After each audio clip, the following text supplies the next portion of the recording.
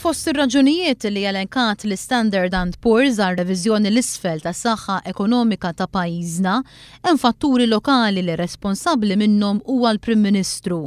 Madankollu Lawrence Gonzi qal li d-deċiżjoni ta' Standard & Poor's mhijiex xi aħbar ħażina. Di mhux xi aħbar ħażina, pajjiżna jibqa' b'saħħtu, iċ-ċertifikat tawwilna Standard & Poor's stess. Lawrence Gonzi ddikjara dan f'intervista is-Sibt filgħodu fuq ir-radju tal-Partit Nazzjonalista.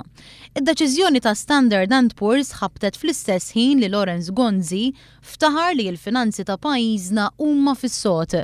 Skont Lawrence Gonzi fl-aħħar 5 snin, gvern immexxi minnu ħalla aktar flus fil-bwiet tan-nies.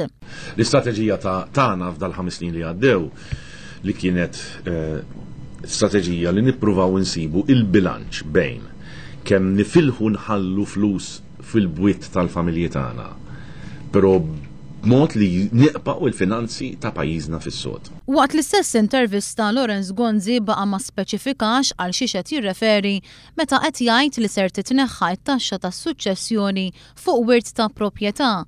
Lawrence Gonzi qal ukoll li l-power stations mhumiex ħżiena għas-saħħa. Fi stqarrija l-Partit Laburista qal li dikjarazzjoni bħal din mingħand il-Prim Ministru hija offiża lill-familji u lis-sens komuni.